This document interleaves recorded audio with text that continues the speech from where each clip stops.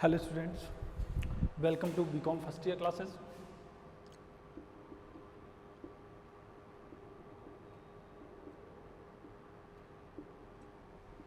ABST का first paper पढ़ रहे हैं हम।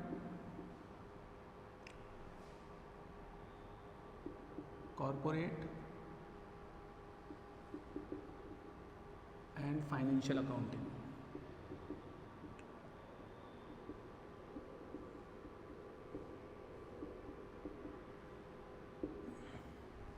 और हमारा जो टॉपिक चल रहा है वो है इंश्योरेंस क्लेम।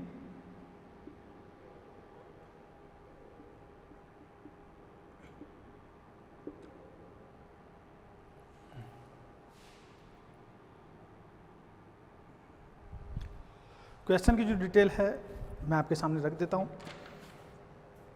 तो देखिए, आपको स्टॉक गिवन है 1 जनवरी 2013 को 20,000।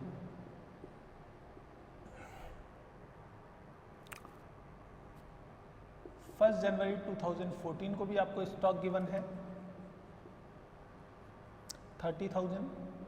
तो देखिए, ये ओपनिंग स्टॉक है प्रीवियस ईयर का, और ये जो ओपनिंग स्टॉक है ये करंट ईयर का ओपनिंग स्टॉक है। तो करंट ईयर का जो ओपनिंग स्टॉक होता है प्रीवियस ईयर के लिए क्लोजिंग स्टॉक होता है। तो ये जो करंट ईयर का ओपनिंग स्टॉक है 30,000, ये प्रीवियस ईयर के लिए क्लोजिंग स्टॉक भी होगा। परचेजेज आपको गिवन है फॉर 2013, ये आपके पास हो जाती है 1,30,000 की।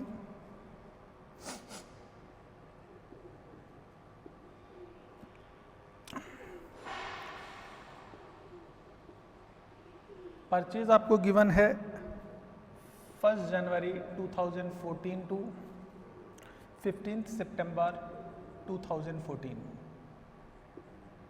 तो डेट ऑफ फायर जो है आपकी वो है 15 सितंबर 2014। 88,000 की परचेज है आपकी इस पीरियड के लिए। सेल्स की अगर बात करें तो सेल्स है आपकी for 2013 1,60,000।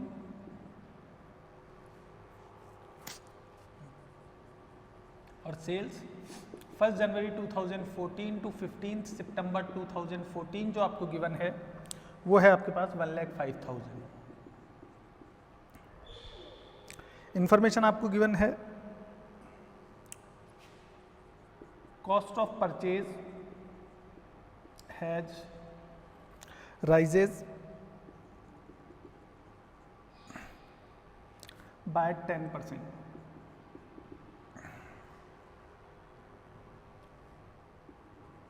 above last year value, last year level,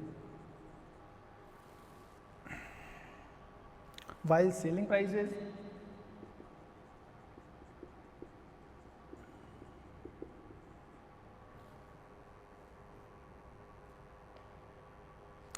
have gone up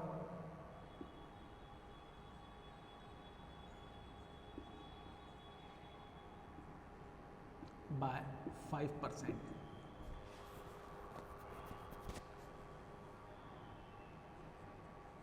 Salvage stock ₹2,000। जो आग मिल जलने से आपने स्टॉक बचा लिया वो आपके पास 2,000 है।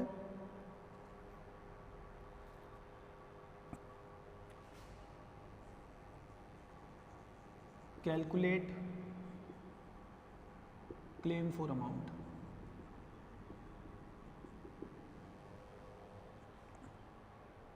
तो ये क्वेश्चन है आपके सामने। तो देखिए, हमें सबसे पहले प्रीवियस ईयर का ट्रेडिंग अकाउंट बनाना होगा। ट्रेडिंग अकाउंट हम तैयार कर लेते हैं। ट्रेडिंग अकाउंट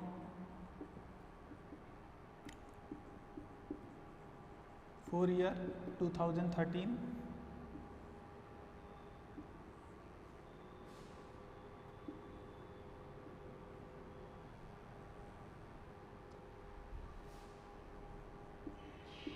पार्टिकुलर, एक कॉलम ज़्यादा बना दिया है आपने। अमाउंट, पार्टिकुलर और अमाउंट।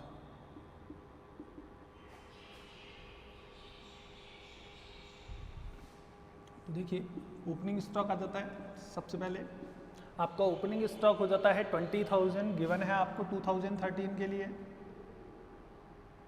20,000। परचेजेज आपको गिवन है, इसमें से आप लेस करेंगे परचेज रिटर्न, है नहीं है क्वेश्चन में, तो इसका मतलब जो परचेजेज है 2013 की पूरी आ जाएगी 1,30,000। बाय साइड में आप सेल्स लिख देंगे, सेल्स रिटर्न लेस करने के बाद सेल्स रिटर्न है नहीं है, तो इसका मतलब आपकी जो नेट सेल है वो हो जाती है सेल्स 2013 की 1,60,000। बाय क्लोजिंग स्टॉक आप लिख देंगे, तो इस केस में क्लोजिंग स्टॉक आपके पास हो जाता है 30,000, टोटल आपका आ जाता है 1,90,000। 1,90,000 में से आप लेस कर देंगे 150, तो आपके पास 40,000। ये जो बचेगा बैलेंसिंग फिगर, इसे आप लिख देते हैं ग्रॉस प्रॉफिट। जैसे ही आपके पास ग्रॉस प्रॉफिट आ जाता है, ग्रॉस प्रॉफिट की रेट आप कैलकुलेट कर लेंगे। इसके लिए आप फार्मूला यूज़ कर लेते हैं, GP upon sales multiply by 100, तो ये आपकी जीपी रेट आ जाती है। तो यहाँ पे आपके पास जीपी है 40,000 यानी कि ग्रॉस प्रॉफिट, सेल्स आपकी हो जाती है 1,60,000, इनटू कर दीजिए आप 100 से, तो इसका मतलब 25% आप प्रॉफिट अर्न कर रहे हैं। तो ये हमारा 25% प्रॉफिट अर्न हो जाता है, दोनों साइड का टोटल हो जाता है बराबर 190। तो इस तरीके से आपने प्रीवियस ईयर का ट्रेडिंग अकाउंट तैयार कर लिया और उसके थ्रू आपने जीपी रेट भी कैलकुलेट कर ली। और यहाँ पे जीपी रेट आपने इसलिए कैलकुलेट किए जिससे कि आप जब करंट ईयर का ट्रेडिंग अकाउंट प्रिपेयर करें तो वहाँ पे आप ग्रॉस प्रॉफिट की कैलकुलेशन कर सकें। तो ये ग्रॉस प्रॉफिट रेट याद रख लीजिएगा, वैसे भी यहाँ पे लिखी हुई है। अब मैं आपकी इसकी डिटेल यहाँ से हटा देता हूँ।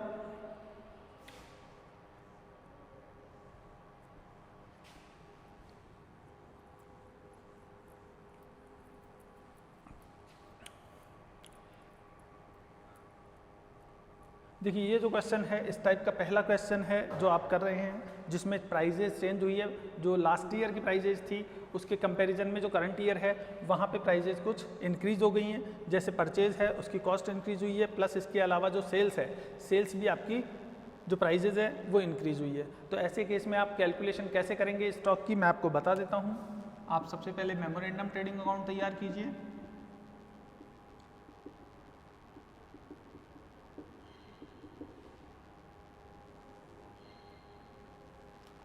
यहाँ पे आप अमाउंट लेंगे 2014 का और प्रीवियस ईयर से भी कंपैरिजन कर लेंगे तो 2013 का भी एक अमाउंट का कॉलम तैयार कर लेंगे। इसी तरह बाई साइड में भी आप अमाउंट के दो कॉलम ले लेंगे, फर्स्ट 2014 के लिए और सेकंड जो कॉलम है वो 2013 के लिए।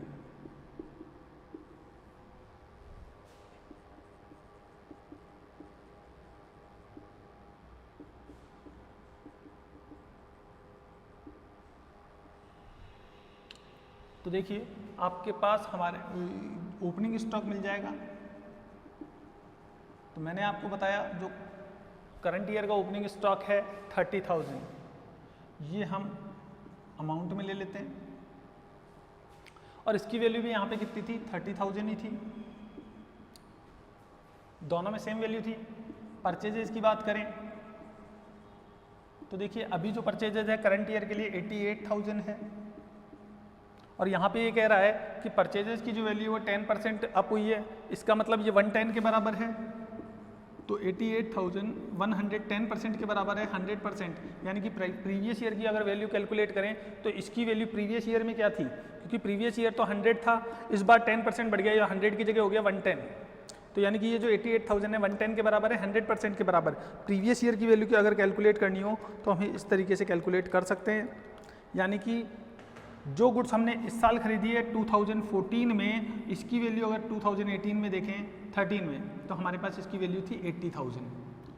तो इस तरीके से आप कैलकुलेट कर सकते हैं कि जो गुड्स 10% आपकी इंक्रीज हो गई, तो इस बार पिछले साल 80,000 की जो गुड्स पड़ी थी, इस बार आपको कितने की पड़ी, 10% प्लस करके 88,000 की रही है।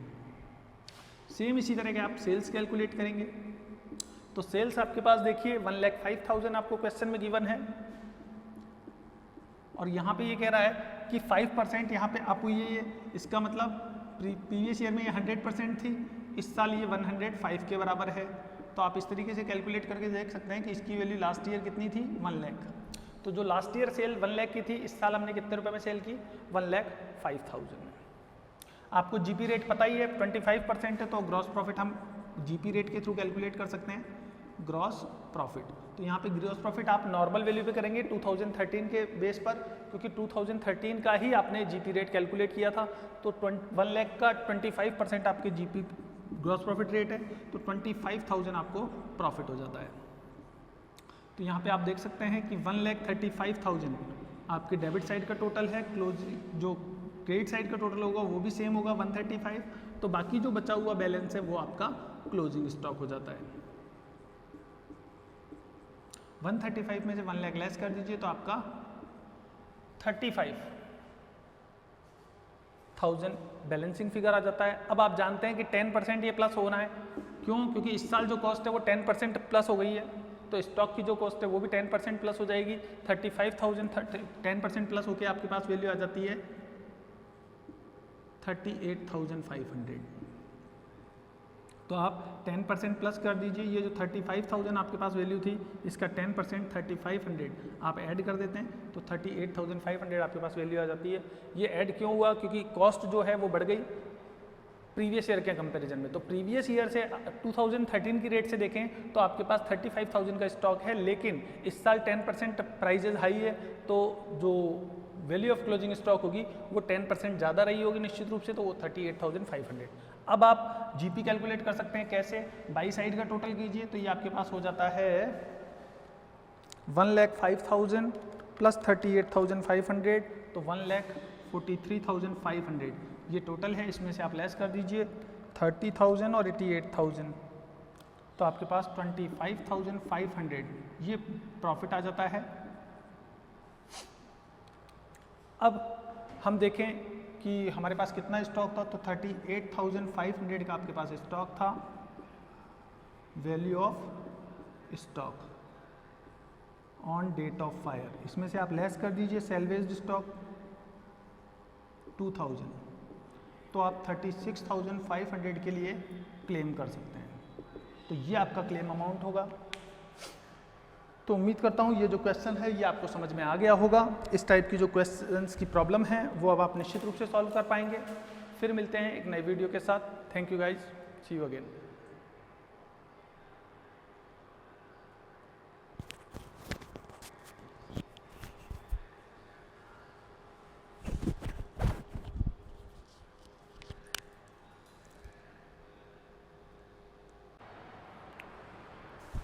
हेलो स्टूडेंट्स, तो इंश्योरेंस क्लेम में आज हम देख लेते हैं जर्नल एंट्रीज इंश्योरेंस के regarding.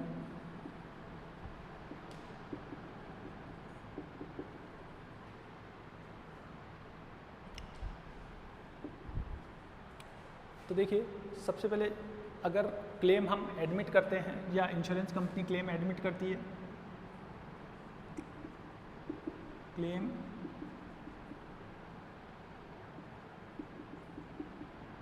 admitted by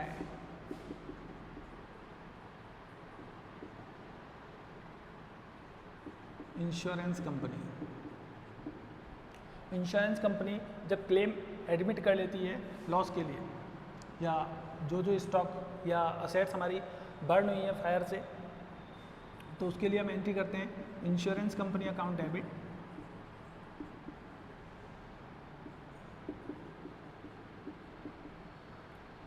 to assets. जो भी असेट्स आपकी बर्न हुई है या डिस्ट्रॉय हुई है उसके लिए आप एंट्री कर देते हैं। यानी कि अगर प्लांट एंड मशीनरी है तो आप प्लांट एंड मशीनरी लिख देंगे,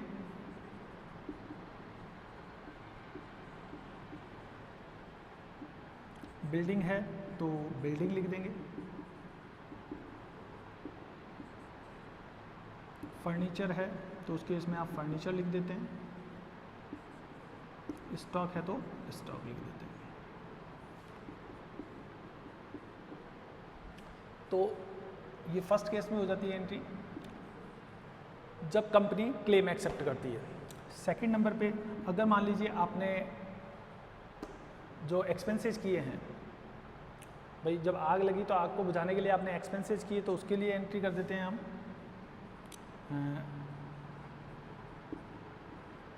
फायर ऑफ एक्सपेंसेस, तो एंट्री करेंगे आप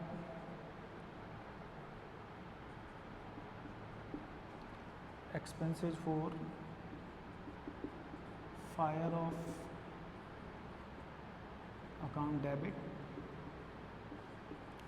टू बैंक। जब आपने फायर ऑफ एक्सपेंसेस पे किए तब आप ये एंट्री करते हैं। उसके बाद ये जो लॉस है, मान लीजिए इसकी वैल्यू कम आ जाती है, जैसे आपकी जो असेट्स है वो है 12,000 की या 15,000 की असेट्स है, और आपने जो क्लेम किया वो 20,000 के लिए क्लेम किया है। 15,000 असेट्स की वैल्यू है और आपने 20,000 के लिए क्लेम किया है। जनरली क्लेम बढ़ा के किया जाता है, उसका रीज़न ये होता है कि इंश्योरेंस कंपनी जितने का आप क्लेम करेंगे उतना एक्सेप्ट नहीं करती है, उससे कम के लिए जनरली आपका जो क्लेम है वो एक्सेप्टेड किया जाता है। तो आपकी एक्चुअल वैल्यू तो कितनी थी 15,000, लेकिन आपने क्लेम कितने के लिए किया 20 के लिए, तो आपको कंपनी ने 17,000 का क्लेम एक्सेप्ट कर लिया। तो यहाँ पे जो क्लेम एक्सेप्ट किया है वो 17,000 है और जो असेट्स की वैल्यू है 15,000 है। तो इस केस में देखिए आपको प्रॉफिट हो गया, तो प्रॉफिट हो गया तो इस केस का जो प्रॉफिट है वो आप P&L में ट्रांसफ़र करेंगे। तो आप एंट्री कर देते हैं, जैसे फर्नीचर पे प्रॉफिट हो गया तो furniture account debit to P&L when profit transfer to P&L account. तो ये एंट्री आपको कब करनी है, जब आप जो P&L है उसको, प्रॉफिट है उसको P&L में ट्रांसफ़र करते हैं। आपको लॉस भी हो सकता है। लॉस कैसे हो सकता है कि आपकी जो एक्चुअल वैल्यू थी वो थी, प्लांट की वैल्यू ले लेते हैं, 25,000 आपका प्लांट था। एज्यूम कर लीजिए कि आपकी वैल्यू ऑफ प्लांट जो थी वो 25,000 की थी और आपने 30,000 के लिए क्लेम किया, लेकिन कंपनी ने 24,000 का ही क्लेम एक्सेप्ट किया। कंपनी ने जो क्लेम एक्सेप्ट किया वो कितने का किया 24,000 का। आपने क्लेम कितने के लिए किया था 30 के लिए, और फर्नीचर की वैल्यू क्या थी 25,000। तो देखिए 25,000 वैल्यू थी लेकिन क्लेम एक्सेप्टेड किया है 24,000 का। ये आपकी वैल्यू ऑफ असेट्स है, वैल्यू ऑफ प्लांट, ये आपने क्लेम किया है और ये क्लेम एडमिट किया है, क्लेम एक्सेप्टेड। तो क्लेम जो बीमा कंपनी ने एक्सेप्ट किया है वो 24,000 के लिए किया है, तो इस कंडीशन में आपको 1,000 का लॉस हो जाता है। ये जो लॉस होगा ये आप कहाँ पे ट्रांसफ़र करेंगे, ये भी आप P&L में ट्रांसफ़र करेंगे। तो जब लॉस होता है तो आप एंट्री करेंगे P&L account debit, opposite entry हो जाएगी टू जिस भी चीज असेट्स पे आपको लॉस हुआ है, plant to building to stock, अगर आपको लॉस हुआ है तो, और जनरली आपको लॉस ही होगा क्योंकि इंश्योरेंस कंपनी आपको ज़्यादा पैसे नहीं देती है, हमेशा जनरली जो क्लेम होता है वो कम का ही एक्सेप्टेड होता है। तो loss transfer to P&L account. तो ये एंट्री आप कब कर देंगे, जब आप लॉस ट्रांसफ़र करेंगे। तो देखिए आपने फायर एक्सपेंसेस पे किए तो आपने ये एंट्री की, जब आपने इंश्योरेंस कंपनी को क्लेम किया तो आपने ये एंट्री की, जब आपने प्रॉफिट ट्रांसफ़र किया तो आप फर्नीचर टू P&L करेंगे या assets account debit to P&L कर देंगे।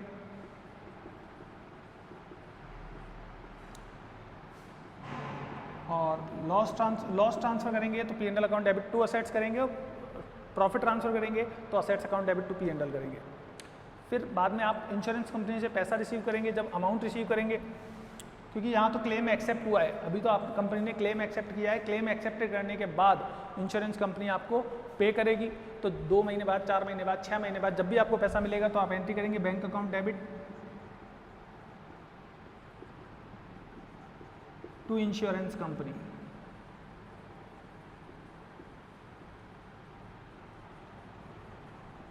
when amount received by insurance company, when amount received from insurance company।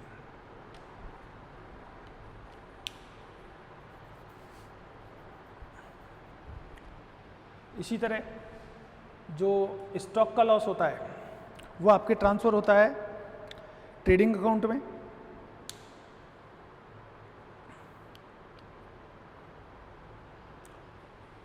जो स्टॉक है, स्टॉक आप कहाँ पे ट्रांसफ़र करते हैं? ट्रेडिंग अकाउंट में ट्रांसफ़र करते हैं। व्हेन स्टॉक डैमेज्ड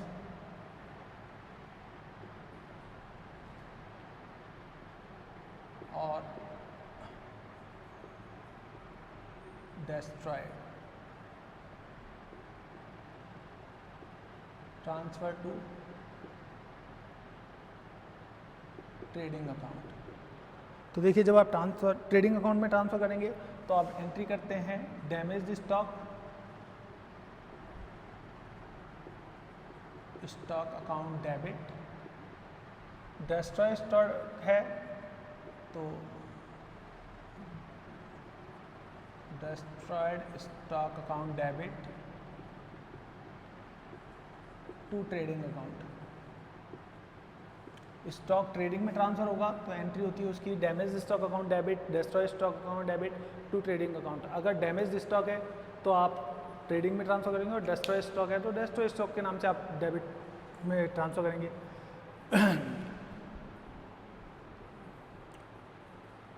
तो इतनी एंट्री होती है।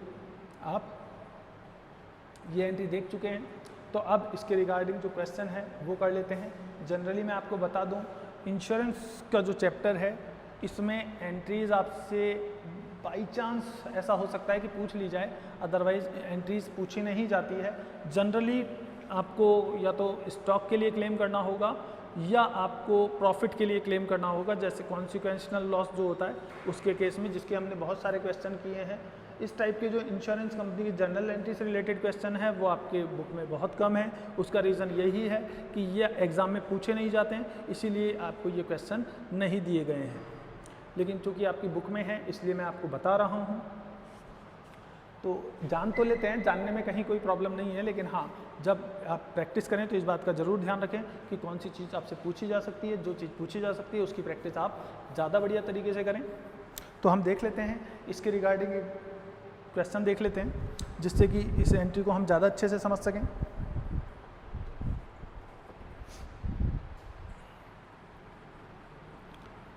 तो इससे रिलेटेड एक क्वेश्चन हम ले लेते हैं जिससे कि हम इन एंट्रीज को बढ़िया तरीके से देख सकें।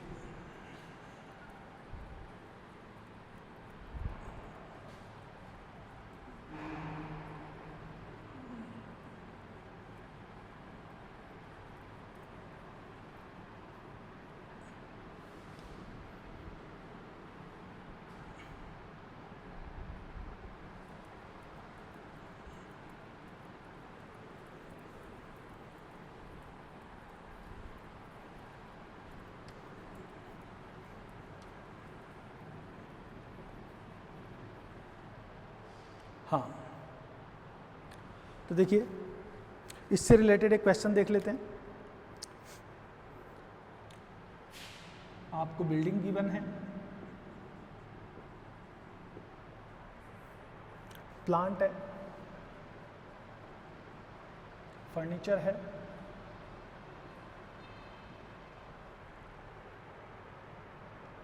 स्टॉक है,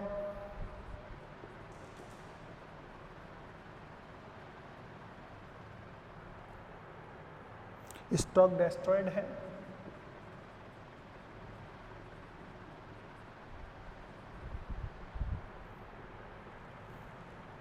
लॉस ऑफ प्रॉफिट भी आपको गिवन है,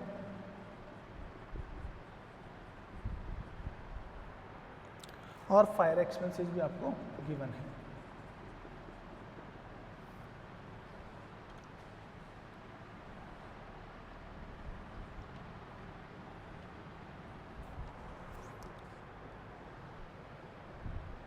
फर्स्ट केस में आपको फर्स्ट कॉलम में बुक वैल्यूज गिवन है 50,000 for building, 70,000 for plant, 12,000 rupees furniture, 28,000 rupees for stock, 45,000 stock destroy. इनकी वैल्यू, बुक वैल्यू नहीं है आपके पास। सेकंड नंबर पे आपको क्लेम्ड अमाउंट दिया गया है, जितने के लिए आपने क्लेम किया था। तो आपने क्लेम्ड किया था इसके लिए 60,000 का, यहाँ पे आपने 75,000 का क्लेम किया है, यहाँ पे 15,000 के लिए आपने क्लेम किया है, 50 और 55 के लिए आपने क्लेम किया है,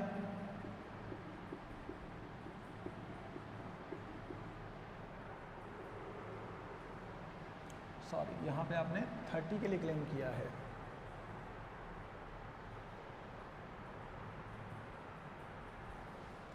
यहाँ पे आपने 50 के लिए क्लेम किया है, यहाँ पे 55 के लिए क्लेम किया है, और 1200 के लिए आपने ये एक्सपेंसेस पे किए हैं, फायर एक्सपेंसेस। अब इंश्योरेंस कंपनी ने जो क्लेम एडमिट किया है वो मैं आपको बता दूं।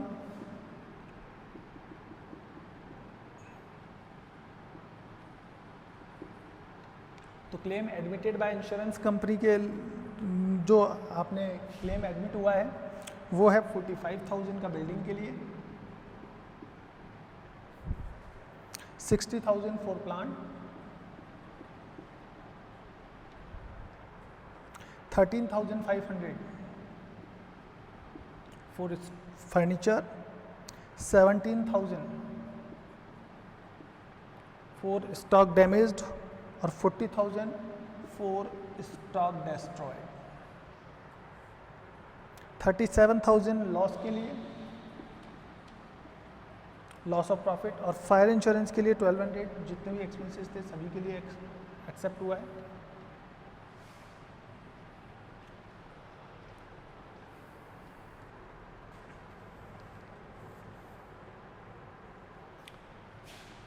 फर्स्ट में 2014 ये आपकी डेट ऑफ फायर है।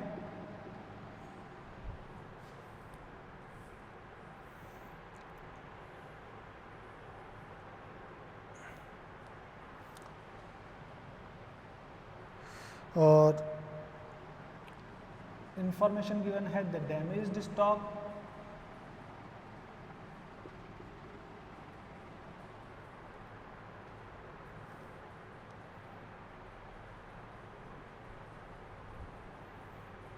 were sold for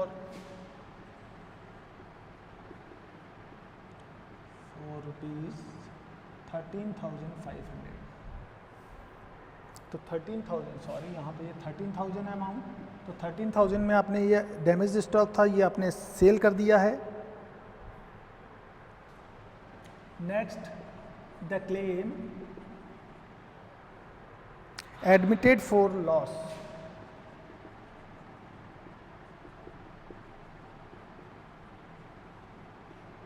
the claim admitted for loss of profit was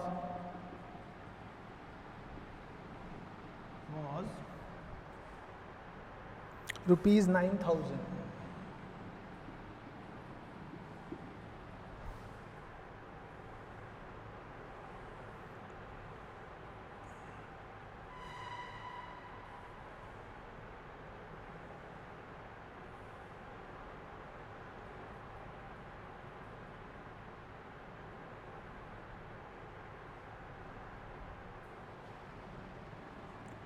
for year ended 30th September 2014,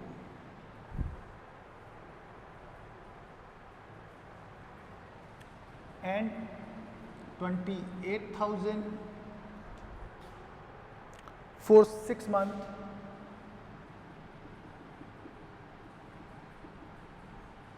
for 6 months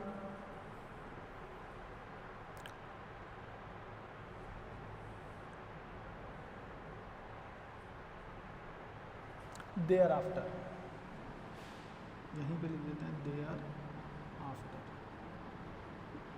तो देखिए 30 सितंबर 2014 तक के लिए 9,000 एक्सेप्ट किया है क्लेम, और उसके बाद के लिए 28,000 के लिए, उसके बाद के 6 मंथ के लिए 28,000 का जो लॉस ऑफ प्रॉफिट के लिए क्लेम है वो एक्सेप्ट किया है कंपनी ने। टोटल क्लेम हो जाता है आपका 9 + 28 37,000 हो जाता है शायद। तो ये जो लॉस ऑफ प्रॉफिट है ये इस तरीके से आपने एक्सेप्ट किया है। 28,000 का तो जो 30 सितंबर 2014 है उसके बाद वाले मंथ के लिए, और जो 30 सितंबर है 2014 तक के लिए 9,000 का, यानी कि करंट ईयर के लिए 9,000 का, और जो नेक्स्ट ईयर है इसके लिए 28,000 का। ये हो जाता है नेक्स्ट ईयर और ये हो जाता है करंट ईयर। तो करंट ईयर के लिए 9,000 का क्लेम एक्सेप्ट किया है और नेक्स्ट ईयर के लिए 28,000 के लिए क्लेम एक्सेप्ट किया है लॉस ऑफ प्रॉफिट का।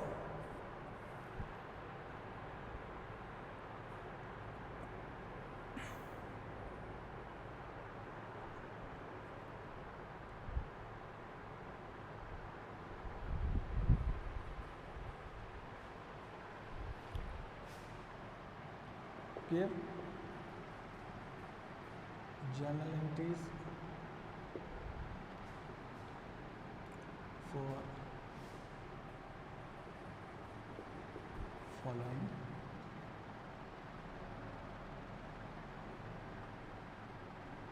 डेटा। तो देखिए आपको ये जो डेटा गिवन है इसके लिए जो भी जर्नल एंट्रीज है वो आपको देनी है। किस तरीके से जर्नल एंट्रीज करेंगे, तो यहाँ पे देखिए हमारे पास जो असेट्स है जो डिस्ट्रॉय हुई है उसके लिए हम एंट्री करेंगे। तो हमारे पास जो असेट्स, ये असेट्स है जो हमें डैमेज हुआ या इनका नुकसान हुआ है, इसके लिए हम क्लेम करेंगे और क्लेम एडमिटेड हुआ है आपका इस अमाउंट से। तो देखिए ये जो क्लेम अमाउंट है इससे हम एंट्री करेंगे। तो यहाँ पे लिख देते हैं when claim admitted by insurance company. तो देखिए यहाँ पे इंश्योरेंस कंपनी का नाम मैं आपको बता देता हूँ। इंश्योरेंस कंपनी का नाम इस केस में वाई लिमिटेड कंपनी है, वाई के कंपनी ये आपकी कंपनी है, ये इंश्योरेंस कंपनी है, इंश्योरेंस कंपनी। ये नाम आपको क्वेश्चन में गिवन है कि इंश्योरेंस कंपनी का नाम आप इस केस में है वाई के कंपनी। तो यहाँ पे जब हम क्लेम एक्सेप्ट होगा तो वाई के कंपनी से आपको पैसा लेना है और आप डेबिट द रिसीवर करते हैं। तो देखिए वाई के कंपनी से आपको पैसा लेना है तो एंट्री करेंगे वाई के कंपनी अकाउंट डेबिट, ये इंश्योरेंस कंपनी का नाम है, इंश्योरेंस कंपनी। तो वाई की कंपनी अकाउंट डेबिट टू, अब देखिए जो जो आपको लॉस हुआ है आप वो लिख दीजिए। तो हमारे केस में देखिए हमें लॉस कितना हुआ है, building plant furniture stock destroyed, ये सब हमारे लिए लॉस है।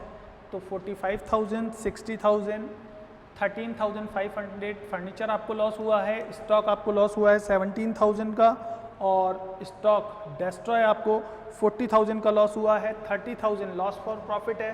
तो करंट ईयर का जो प्रॉफिट है वो 9,000 है और प्रीवियस ईयर का जो प्रॉफिट है और नेक्स्ट ईयर का जो प्रॉफिट है वो 28,000 है। तो इसे आप जब एक्सेप्ट किया ये क्लेम तो ये P&L के नाम से डेबिट होगा, P&L और P&L सस्पेंस के नाम से। और फायर फाइटिंग एक्सपेंसेज है आपके पास 1200। तो ये सारे के सारे हम ट्रांसफ़र कर देंगे वाई के कंपनी से, क्योंकि ये सारा पैसा आपको किससे लेना है, वाई के कंपनी। तो यहाँ पे वाई के कंपनी जो होती है वो आपके लिए डेटर्स हो जाती है, आपको ये पैसे देगी। तो देखिए जो जो असेट्स आपकी गई है सबके लिए आप नाम लिख दीजिए। सबसे पहले आपकी बिल्डिंग का लॉस हुआ है आपको, सेकेंड नंबर पे प्लांट, थर्ड नंबर पे furniture, next stock damaged,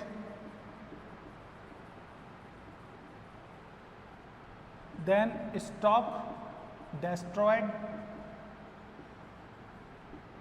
next अब देखिए आपको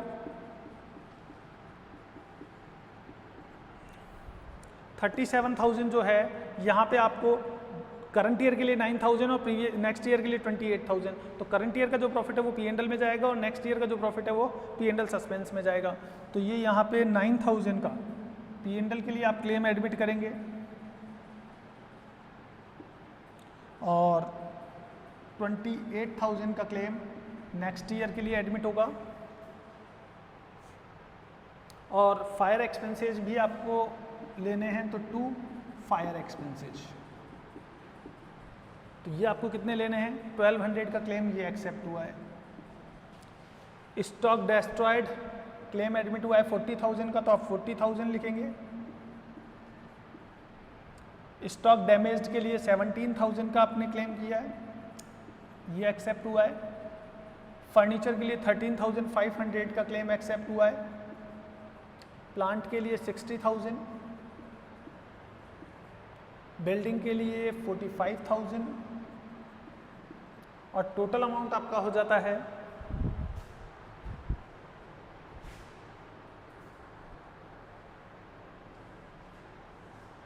तो देखिए टोटल कर लीजिए आप, टोटल अमाउंट हो जाता है 45,000, 60,000,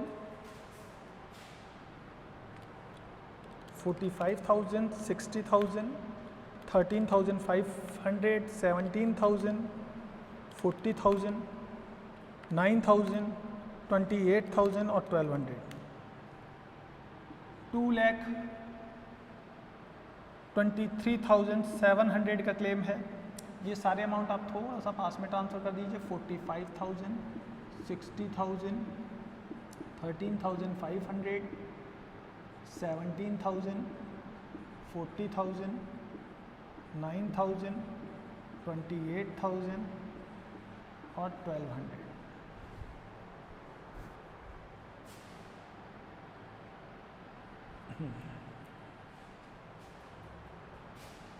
ये आपका कॉलम्स के नेम हो जाते हैं। फर्स्ट कॉलम आपका बन जाता है डेट, ये आपके पर्टिकुलर का कॉलम हो जाता है। LF डेबिट अमाउंट और ये हो जाता है आपके credit amount.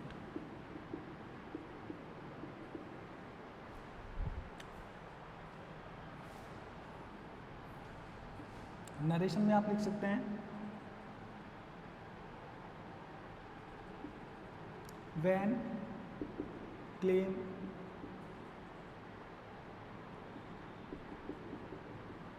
Admitted by company या इंश्योरेंस कंपनी। तो देखिए 2,23,700 ये अमाउंट आपको लेना है। एक बार अमाउंट का टोटल फिर से कर लेते हैं। 45,000, 60,000, 13,500, 17,000, 40,000, 9,000, 28,000 और 1,200।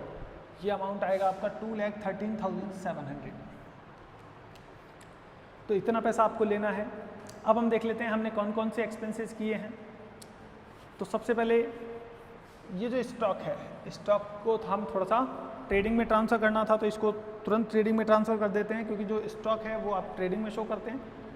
तो यहाँ पे हम इनको ट्रेडिंग में ट्रांसफ़र कर देते हैं। Stock damaged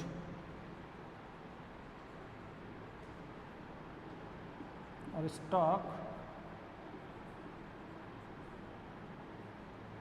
destroyed account debit to trading account. तो यहाँ पे ये अकाउंट आप डेबिट कर देते हैं।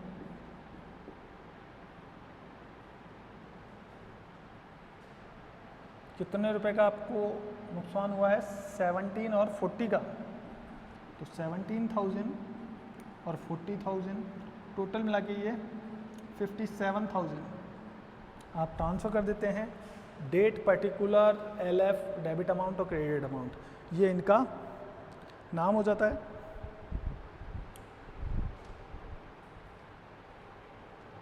ओहो, यहाँ पे बुक वैल्यू से ट्रांसफ़र होते हैं ये। तो देखिए बुक वैल्यू आपकी 28,000 और 45,000 है। तो निश्चित रूप से यहाँ पे जो आपकी बुक वैल्यू आएगी, क्योंकि ट्रेडिंग में आपने ये बुक में जो शो किए हुए हैं, आपने अकाउंट्स बुक में इनको शो किया हुआ है इस वैल्यू पे। तो ये वैल्यू आपकी ट्रांसफ़र होगी ट्रेडिंग अकाउंट में। 28,000 हो जाती है आपकी डैमेज्ड स्टॉक की, और डेस्ट्रॉय स्टॉक की वैल्यू 45,000 है आपके पास। तो ये 28 प्लस 45 ट्रांसफ़र हो जाता है 73,000 का स्टॉक ट्रेडिंग अकाउंट में ट्रांसफ़र हो जाता है, जिसे आप परचेज में से लेस करते हैं ज़्यादातर। फिर हम बात करते हैं ये सारी एसेट्स इनको ट्रांसफ़र करने का, कि ये सारी एसेट्स पे आपको प्रॉफिट हुआ या लॉस हुआ। तो आप देख सकते हैं यहाँ पे कि 50,000 आपकी बुक वैल्यू है और क्लेम एक्सेप्टेड हुआ 45 का, तो यहाँ पे आपको लॉस हुआ है। और कितने का लॉस हुआ है? 5,000 का लॉस हुआ है। इसी तरह प्लांट में देखिए आप, प्लांट में आपको कितने का लॉस हुआ है? 60,000, जबकि है कितने का? 70,000 का। तो यहाँ पे 70,000 का है आपके पास और 60,000 का क्लेम एक्सेप्ट हुआ है, यानी कि 10,000 का लॉस फिर यहाँ पे हुआ है। तो यहाँ पे देखिए आपको लॉस हुआ है 5 का, यहाँ पे आपको लॉस हो रहा है 10,000 का, यहाँ पे आपको प्रॉफिट हुआ है, बस इस केस में आपको प्रॉफिट हुआ है। और कितने रुपए का प्रॉफिट हुआ है? पहले ये 12,000 का था, 13,000 का क्लेम एक्सेप्ट हुआ है, यानी कि 1.5 का प्रॉफिट हुआ है आपको। 1.5 यानी कि 1500 का प्रॉफिट हुआ है। इस केस में देखिए आपको प्रॉफिट हुआ है या लॉस? तो देखिए 28,000 माइनस 17, तो यहाँ पे 11,000 का आपको लॉस हुआ है। 45 माइनस 40, यहाँ पे भी आपको 5,000 का लॉस हुआ है। और स्टॉक के केस में देखें तो 45, 37, 18,000 का आपको लॉस हुआ है यहाँ पे।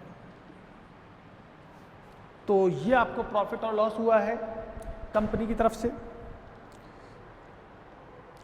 तो ये जो प्रॉफिट है और लॉस है इसे आप ट्रांसफ़र करेंगे। इसके अलावा इंफॉर्मेशन ये गिवन है कि डैमेज्ड स्टॉक है, ये आपने 13,000 में सेल कर दिया है। तो पहले आप सेल करने की एंट्री कर लीजिए। ये जो स्टॉक आपने सेल किया है इसकी एंट्री कर देते हैं हम, bank account debit to damaged stock account. तो जब आपने स्टॉक सेल किया तो आपके पास निश्चित रूप से कैश आया होगा, तो इसकी एंट्री हो जाती है बैंक अकाउंट डेबिट या cash account debit to damaged stock या स्टॉक डैमेज्ड।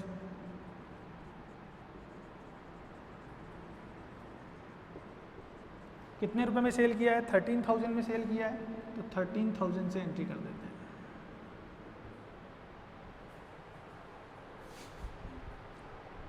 फिर बात करते हैं ये जो लॉस हुआ है इसे ट्रांसफ़र करने की। तो आप देखिए बिल्डिंग और प्लांट इन पे आपको लॉस हुआ है, तो ये लॉस आप ट्रांसफ़र कर दीजिए कहाँ पे? P&L अकाउंट में। तो P&L अकाउंट में जब लॉस ट्रांसफ़र करेंगे तो एंट्री कर देंगे P&L account debit to building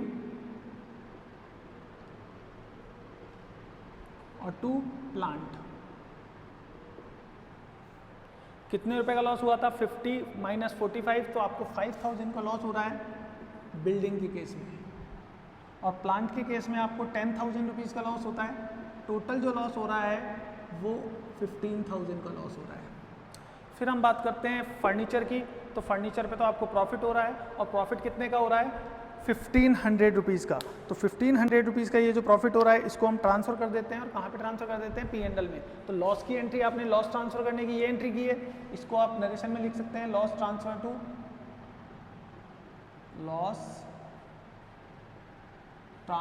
to P&L account. इसी तरह जब P&L को ट्रांसफ़र करेंगे तो अपोजिट एंट्री कर देंगे, और प्रॉफिट किसका है? फर्नीचर का। तो यहाँ पे एंट्री कर देंगे आप furniture account debit to P&L, और नरेशन में लिख देंगे profit transfer to P&L account. Profit transfer to P&L account. कितने रुपए का प्रॉफिट हुआ? तो 12,000 की आपकी असेट्स थी और आपको क्लेम एडमिट हुआ है 13,500 से, यानी कि 1,500 का प्रॉफिट हुआ है। तो ये 1,500 रुपीज़ आप ट्रांसफ़र कर देंगे P&L अकाउंट में। इसके बाद बात कर लेते हैं फायर एक्सपेंसेस की। तो फायर एक्सपेंसेस देखिए आपने 1,200 रुपीज़ एक्सपेंसेस किए थे, छोटी सी एंट्री है। तो जब भी आपने एक्सपेंसेस पे किया तो एंट्री कर देंगे expenses account debit to bank. अब एक्सपेंसेस का नाम क्या है हमारे पास? Fire expenses. तो एंट्री आप लिख देंगे fire expenses account debit to bank. ये एंट्री हो जाती है, और कितने रुपए से हो जाती है? 1,200 से। When amount paid for fire expenses. तो जब आप अमाउंट पे करेंगे तो इसके लिए एंट्री कर देंगे fire expenses account debit to bank. फिर बात करते हैं जब आपको पेमेंट मिलेगा, और किस चीज़ का पेमेंट मिलेगा?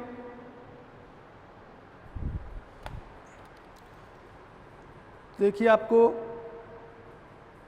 स्टॉक की अगर हम बात करें तो स्टॉक 17,000 का आपने यहाँ पे क्रेडिट किया हुआ है और वहाँ पे नीचे भी आपने 13,000 का क्रेडिट किया है, तो 30,000 का आपका स्टॉक क्रेडिट हो जाता है। जबकि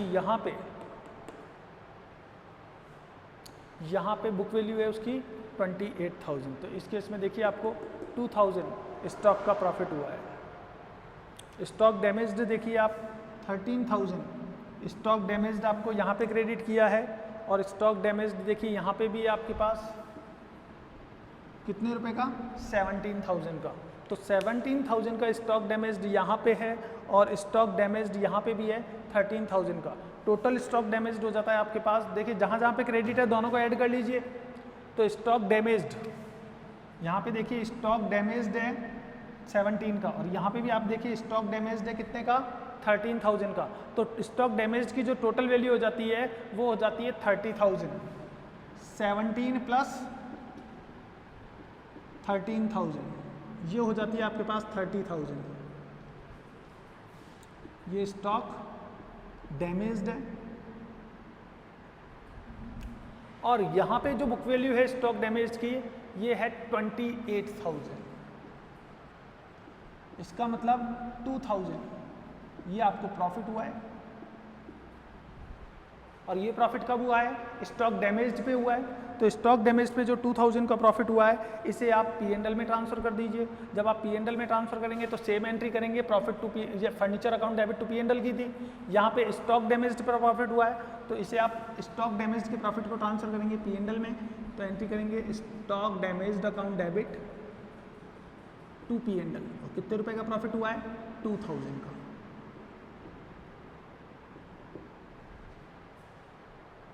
तो ये 2,000 का जो प्रॉफिट है इसे आपने ट्रांसफर कर दिया, कहाँ पे ट्रांसफर कर दिया P&L में। एंट्री कर देंगे आप, यहाँ पे लिख देंगे प्रॉफिट ट्रांसफर टू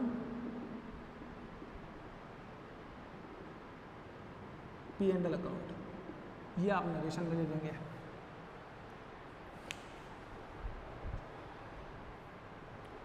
अब स्टॉक डिस्ट्रॉयड पे देख लेते हैं प्रॉफिट हुआ है या लॉस हुआ है। तो देखिए यहाँ पे हमें 45,000 का स्टॉक हमें डिस्ट्रॉय हुआ था, जबकि क्लेम एक्सेप्ट हुआ केवल 40,000 का, तो 5,000 का लॉस हुआ है। ये जो लॉस हुआ है इसे आप P&L में ट्रांसफर कर दीजिए। तो P&L में ट्रांसफर करेंगे तो आप चाहें तो इसी एंट्री में लिख सकते हैं P&L account debit to building to plant और टू स्टॉक डिस्ट्रॉयड, या चाहें तो एक अलग एंट्री भी कर सकते हैं। तो अलग एंट्री करेंगे तो आप क्या एंट्री करेंगे ये आप एंट्री कर देंगे P&L account debit to stock destroyed. Stock destroyed कितने रुपए का लॉस हुआ था 5,000 का लॉस हुआ था आपको। कैसे हुआ था कि 45,000 का स्टॉक डिस्ट्रॉयड हुआ था और 40,000 का क्लेम एक्सेप्ट हुआ है, तो इसका मतलब 5,000 का लॉस हुआ है।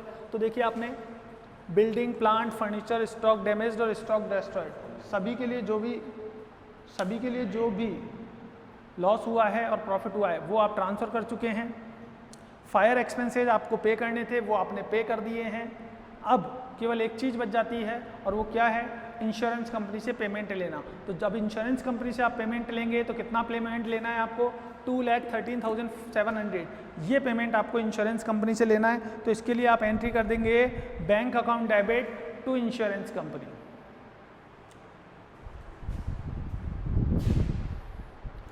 तो देखिए ये एंट्री अब तक आपने लिख ली होगी, तो इसी को हम यहाँ से हटा देते हैं और आप एंट्री कर लेंगे bank account debit to insurance company.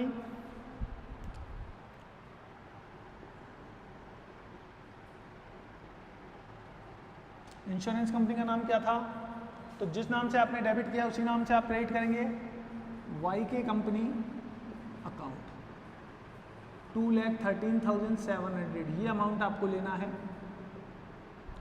लिख देंगे आप नरेशन में अमाउंट रिसीव फ्रॉम कंपनी।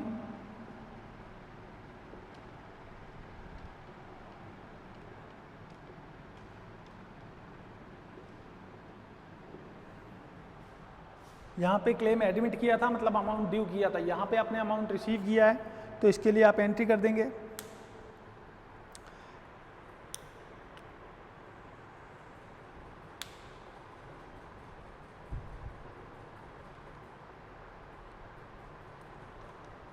तो देखिए आपकी लगभग सारी एंट्री कंप्लीट हो चुकी है।